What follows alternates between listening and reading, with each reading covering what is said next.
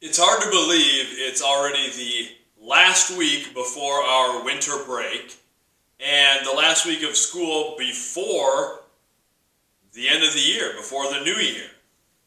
And because of that, we're going to kind of have a two-part family time. One thing that I want my students considering this week before we head into break, and then one that I want them to think about over break and have ready to discuss when we come back to school. And the first thing we're talking about is I want to talk about traditions. Now, this time of year with holidays and whatever anyone celebrates or whatever they believe, it's sort of a time of year of traditions where things that we do with family and friends that we've always done. And I think about some of the things from when I was a kid, and a lot of the stuff that I remember. I laugh sometimes at the memories that I have from when I was young, because it's not necessarily the things that maybe my parents tried to teach me, or it's maybe not something specific that I was doing, but I remember little things that we used to do all the time, things that maybe my brothers and I did together, our family did together. And those are the things that stick out in my mind. And it relates to what we talked about last week, which was our emotional state. Those things tap into our emotions. And as we said last week, we don't always remember what other people do. We don't always remember the things we do. But we remember how other people made us feel. We remember the emotions of a situation. And that's really what traditions are. It's tapping into something that maybe gives us an emotional reaction. And I want us to think about that a little bit at this time of the year. You know, I have a lot of fond memories of different traditions. One happened not too long ago. My family, my extended family, gets together for hootenannies. Now we often do one the weekend after Thanksgiving. And a hootenanny, and we call it a hootenanny, is where my aunts and uncles and cousins will get together, and people who play the guitar bring their guitars, there's often several, and we play music and sing songs together. And I grew up with that. I grew up sitting in my grandparents' basement with records on, listening to music, my family members rocking back and forth. There's a lot of rocking amongst my family, and singing these songs. And it's something I always remember, and I connect to in an emotional way, in a positive way. And I still love going to the hootenannies. It's time with friends and family and sharing songs, and it's just a joy to be around. And growing up, I thought that was normal to me, because that was our tradition. It was something that we did. And then I found out later in life that not everybody does that. Well, first of all, not everybody gets together with their aunts and uncles and cousins all the time. And second of all, they're not playing songs and singing old country songs and all sorts of different songs. But that's a tradition for us. And it's funny, as I have my own young kids now, a tradition doesn't need to be a big holiday thing. It's just something that you do with the people we care about. And I think of the things I do with my kids, and it's easy to get nostalgic. I think of the things that I used to do with my family. I think of when I was a kid growing up, and it was sitcoms on regular standard television. So at nighttime, after we were done with the activities for the day, we might just sit together in the living room and watch a sitcom. When I was really little, it'd be something like Cheers. You know, when I got older, maybe it was Seinfeld or some other shows. But that was time we spent together. And I'll occasionally catch myself getting a little nostalgic. I'll be like, my kids are missing out on that. They don't know what it's like to tune in for a specific show on Thursday nights at 8 o'clock. But then I kind of have to laugh, because that's okay. That's not what their existence is now. We have streaming services, the apps that we have on our smart TV. And we have certain shows that we watch together. And they're going to have their own traditions that maybe they remember. And they're things that I didn't do intentionally. My kids like to eat picnic style, they call it. It was not something I intentionally did, but it's something I started a few years ago when maybe it was a day after we're done with sports and things like that. We don't have a ton of time at night, but we maybe want to watch a show together and eat supper. We don't always do this, but we eat picnic style, where I throw a blanket down on the living room floor and bring the kids their food, and we sit down on the floor together and watch a show. Excuse me. And that's a tradition for them. That's something that they want and they might remember. I think of other little things that, maybe traditions that have gone by already. My kids, when they would bathe when they were really little, they would want to do dun-da-das after they got out of the bath or the shower. And a dun-da-da is I would wrap them in a towel and pick them up and fly them around the house, and I would do the Superman movie theme song from the Christopher Reeve Superman movies. And I'd say, dun dun dun dun dun dun dun dun dun dun dun. I'd fly them around the house. They started calling them dun-da-das. And that's something I never planned on doing either. That's not something my parents did with me. But it became a tradition for us. It became this shared activity that they could connect to. And I'm not even sure, honestly, if they remember that. I'm going to ask them about it. Because it's something we did when they were real little, and then eventually they kind of got out of that because now they shower on their own after we get home from sports or whatever it is, and we're going about our business maybe while I'm making supper. But those are little traditions, things that we do with the ones we care about. And I think of the traditions that have popped up in my own classroom.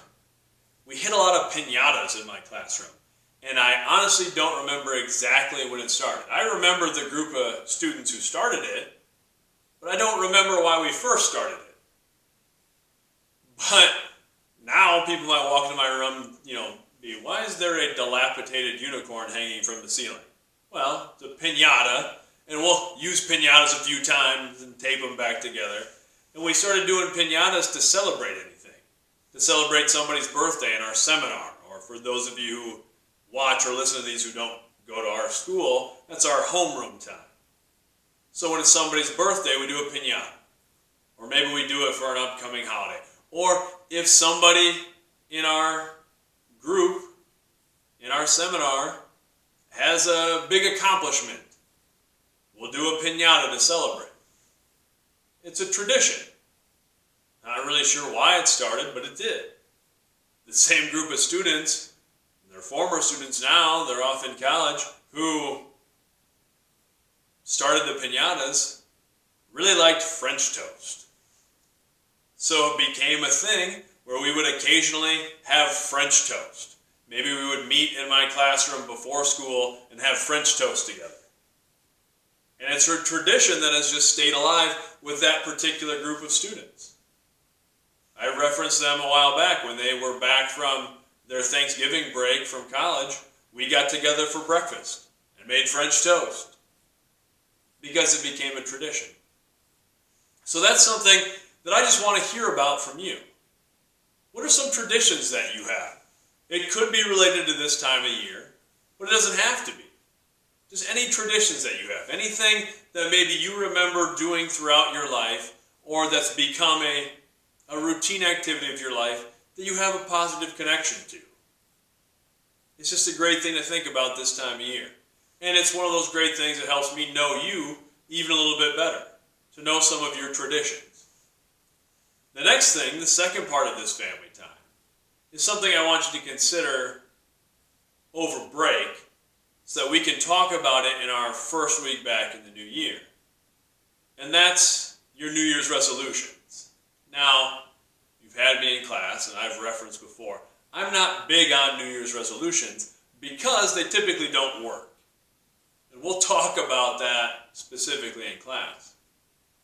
But a lot of times, resolutions don't work for a number of reasons.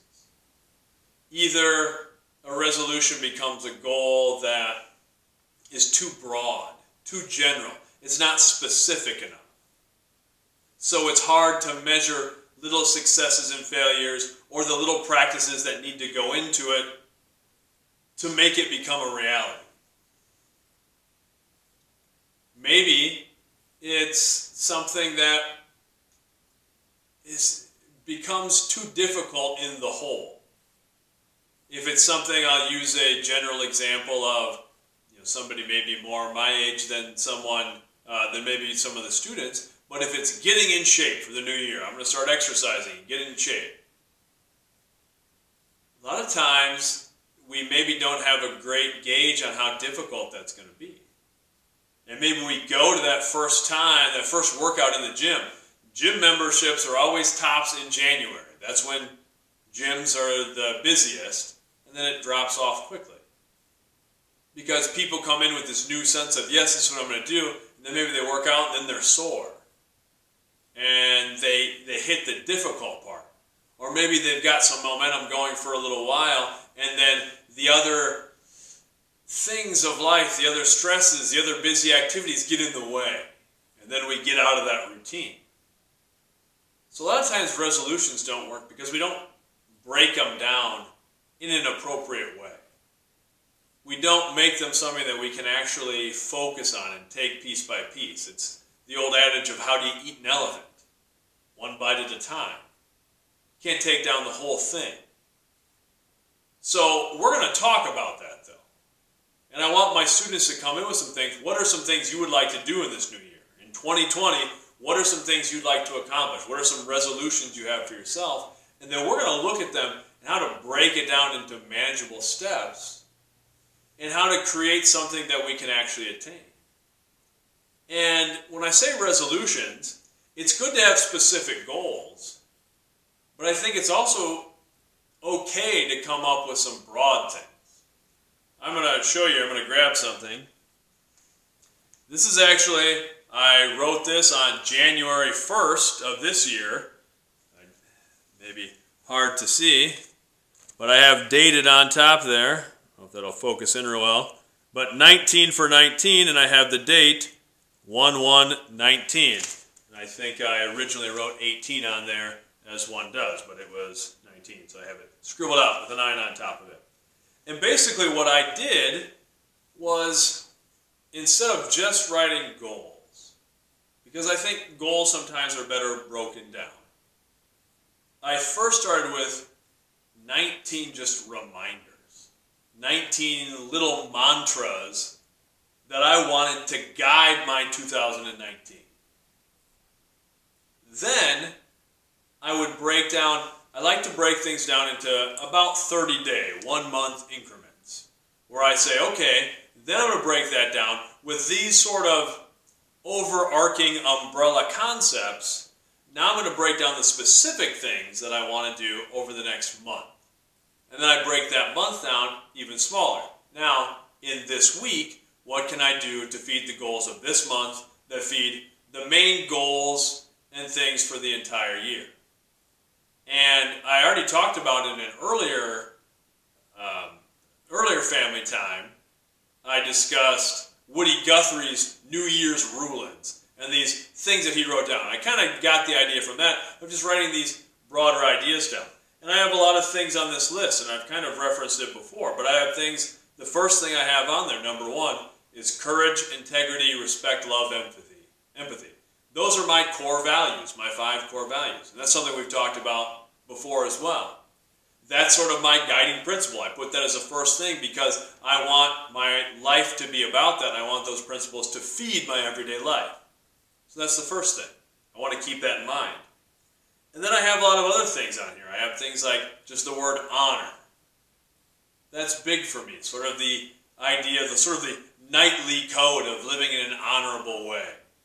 That's really part of integrity, part of my core values. But it's just creating that image in my head of that's what I want to stand for. Being honorable, being honest, doing things the right way by my account. I have other things on there like try your best and be kind. What I tell my children every day when I take them to their classroom or I stop down and see them at the start of the school day. One of the last things I tell them, try your best and be kind. That's good advice for myself. Try my best in everything I do and be kind to other people. I put quality time on here. And I have time underlined, and I have a line above it too to emphasize the time. And by quality time, it's just a reminder for myself that anything that I'm doing, any time that I have, I want to make it quality time. When I'm with my kids, I want that time to be quality time, to be something valuable and enjoyable time. When I'm with my students, I want that to be quality time. When I'm working on my own goals, I want that to be quality time. I want it to be time well spent. And I have the time underlined. It's just a reminder that I only have so much time, and I don't know how much. So those are little reminders, and I have all 19 on there. I have the last thing, the 19th, just says Mickey and Claire, my children's names, because I always want that to be in the forefront of my thoughts, is living for them and doing things for them, putting them forward. So I won't go through the entire list, but that was the first thing that I did, January 1st of this year. Wrote down 19 just concepts, broader ideas that were reminders to me. And these sit next to my bed, and I try to look at them. Sometimes I don't look at them every morning and every night, but they're there so I can. And they're constant reminders. And to me, that's a great place to start for a resolution or any goal, is this is what I really care about. Then we can start breaking it down. Then I can do the same thing with another yellow legal sheet, is the next month. Here's what I want to try to accomplish. Here's the more specific things I want to do. And a lot of times I'll break it down. I actually have behind this sheet of paper, this is the sheet for my first 30 days of the year. Kind of see on there some of the different things. And I'll have different specific things for like my physical health, where I put that, the physical and mental health. I put like I wanted to meditate 5 of 7 days of the week. And there's some weeks where I didn't do that, but most of the time I did. And this was just what I set up for the first 30 days. And then some goals I would carry over to the next 30 days, the next month.